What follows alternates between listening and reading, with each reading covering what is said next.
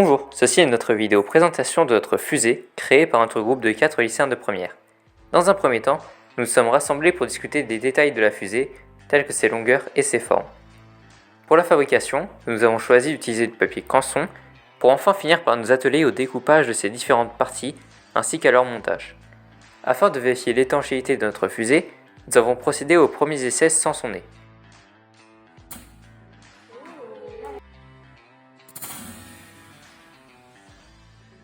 Une fois ceci terminé de manière concluante, nous avons rajouté du poids à la fusée en scotchant des rondelles à l'intérieur du nez conique et enfin rajouté le nez, ce qui a finalisé notre fusée. Avec les résultats que nous avons obtenus lors de nos précédents essais, nous avons expérimenté et analysé sur un logiciel, Rocketjar, quel angle et quelle pression exercer sur la fusée pour la rendre la plus à même d'atteindre une distance donnée. Nous sommes enfin, après tout cela, passés au lancement final.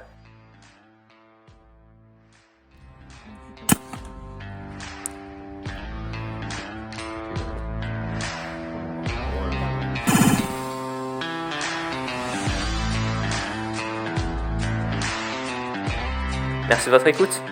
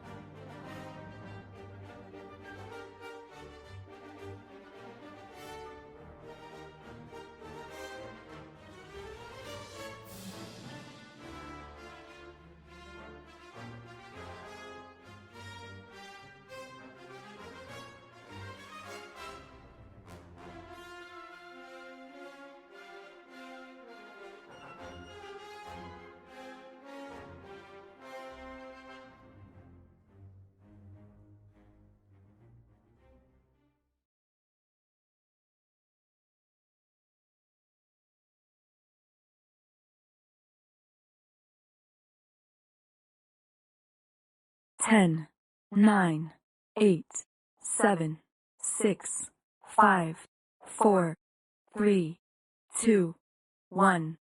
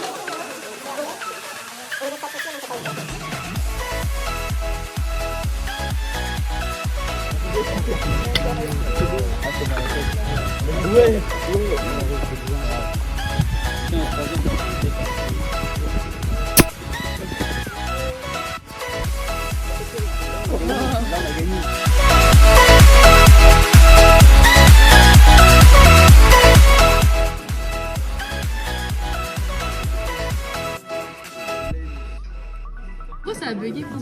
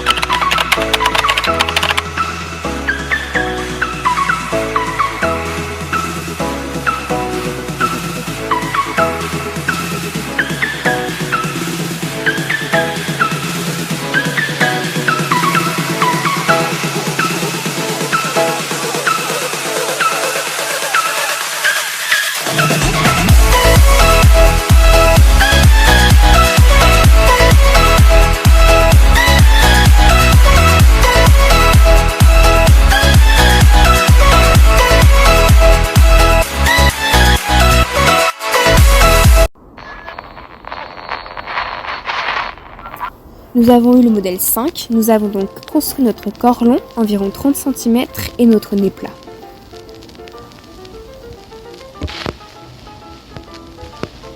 Nous avons ensuite procédé à notre test d'étanchéité qui s'est avéré correct. Et enfin, nous avons posé les ailerons et mis des poids pour atteindre 20 grammes. Nous avons procédé à différents lancers avec des pressions de 1, 2 ou 3 bars avec des angles de 30 ou 60 degrés.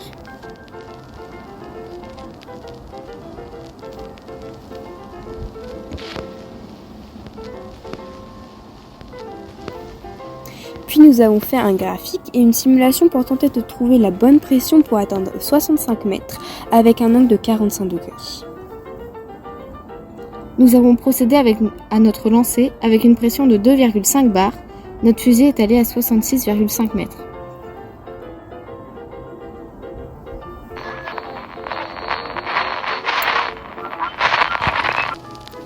Et pour finir, on a tenté d'exploser notre fusée avec 7 barres de pression, mais malheureusement pour nous, cela a échoué.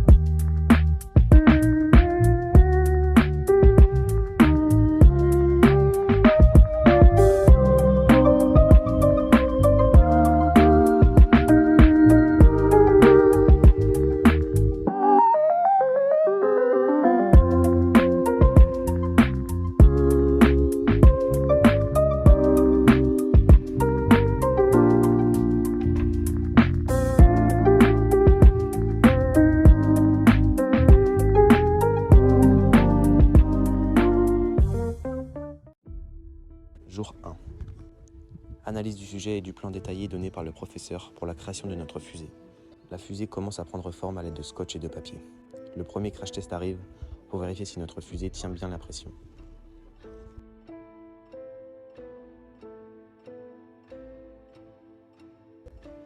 Jour 2.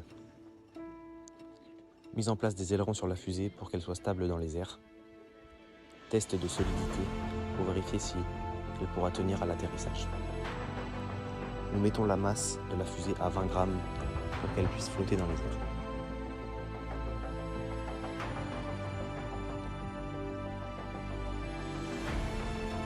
Les premiers essais arrivent dans le but de tester notre fusée et pour voir à quelle distance elle est capable d'aller pour réussir notre résultat final.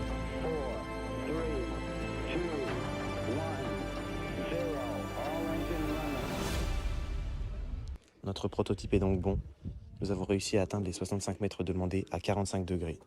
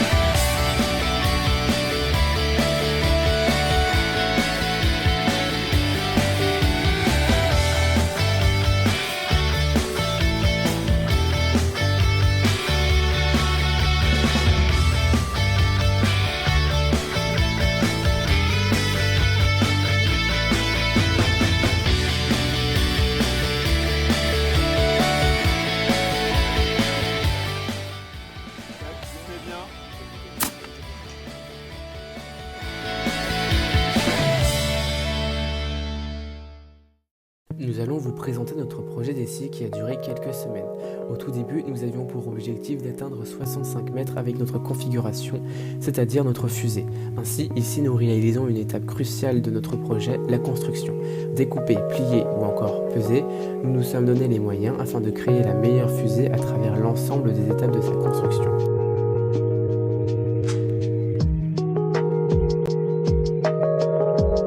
Puis, vint les premiers tests de notre fusée avec une pression de 1 à 3 bars et un angle de 30 degrés par rapport au sol. Nous avons ainsi envoyé notre fusée avec une pression de 2 bars. Celle-ci a finalement atterri à 45,5 mètres.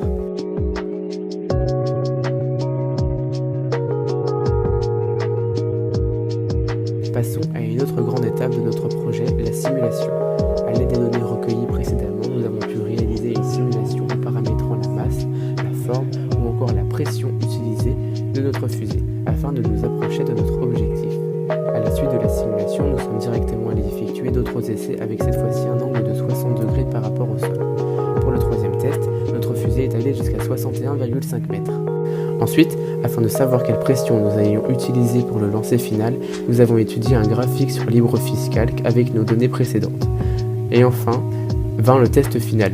Empli d'appréhension, nous avons lancé notre fusée avec un angle de 45 degrés et une pression de 2,5 bars. Elle a finalement atterri à 71 mètres, écart qui se traduit par une erreur de paramétrage lors de la simulation. Dans cette vidéo, on va vous montrer comment on a réalisé le projet de lancer un avion en papier avec un propulseur à air comprimé à une distance de 65 mètres. Comme on le voit dans ces extraits, on a fait notre fusée à partir de la configuration numéro 5, qui est de faire un tube de long de 300 mm avec 3 ailerons à 120 degrés, un nez plat et une masse totale de la fusée à 20 grammes. Nous avons ensuite essayé notre fusée à angles différents qui sont de 30 et 60 degrés et à pression différente de 1, 2 et 3. Malgré parfois le vent, grâce à ces résultats, nous allons pouvoir déterminer l'angle et la pression qu'il faudra pour lancer à 65 mètres notre fusée. Lors du dernier lancement, les poids se sont enlevés et donc le résultat était faux. Nous avons ensuite configuré notre fusée sur l'émulateur créé par la NASA pour trouver le bon angle et la bonne pression pour aller à une distance de 65 mètres.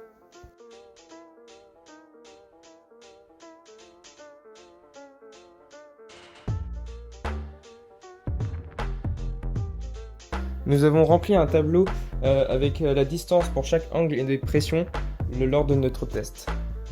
Ça a créé un graphique et ça n'a pas aidé à cause du problème du dernier lancé.